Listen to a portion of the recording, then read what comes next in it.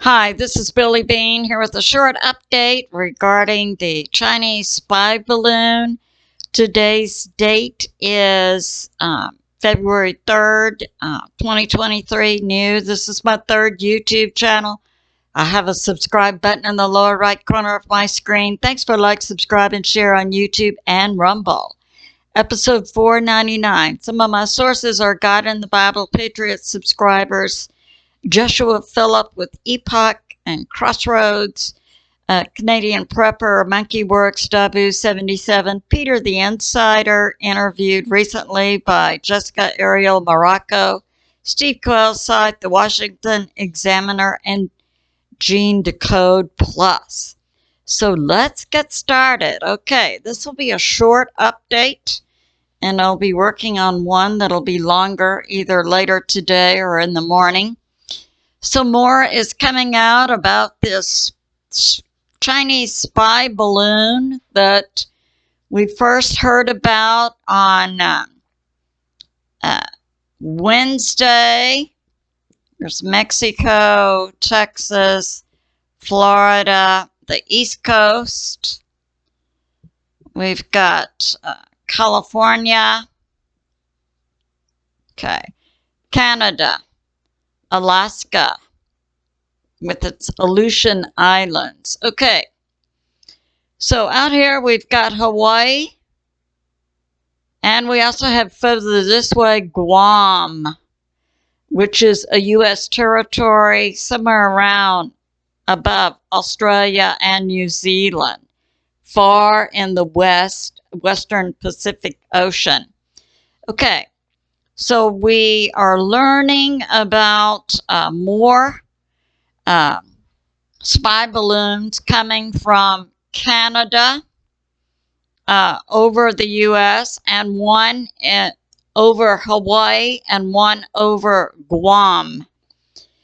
And we have Monkey Werx coming out. Yeah, we can say that there's a second one, and that the one that was over Montana, Billings, Montana, and we understood it was over a military base where 150 nuclear warheads were placed, but now we understand it's moving east.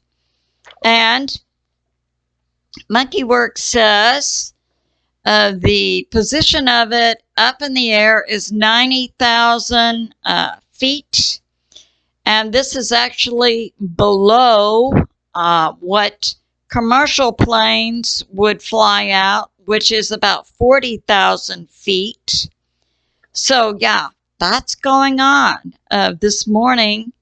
And the U.S. military would fly above 40,000 feet to 80 to 90,000 feet. So this is very low over the U.S. That's according to Monkey Werx information. Now, we have this from Canadian Prepper. Excuse me. Why not shoot it down? Well, as I go along, I think more information will come out why the U.S. military doesn't want to shoot it down. Now, T-BB-77 is bringing this out. His sources are saying it could be a delivery platform for an electromagnetic pulse, which the way this would work, up in the air, you can have an explosion or something that sends out vibrations that would then affect your power grid, electronics, and even a lot of vehicles. Now, I understand from my Patriot subscribers, newer vehicles are being manufactured that have EMP shields built into them, but a lot of older vehicles wouldn't. So, yeah, that's one possibility. And T-BB-77 is saying more are seen over Hawaii and Guam. And now we have this. We have that it's moving toward the East Coast, and more are coming down from Canada, Guam, and Hawaii. And the position the Chinese are putting out or making public is that it's some type of civilian weather balloon. Joshua Philipp, who's been covering China for over a decade, is saying no, that wouldn't be true. CCP would not have a civilian weather balloon operating. No. This is something from the CCP military, and they're saying it's off course.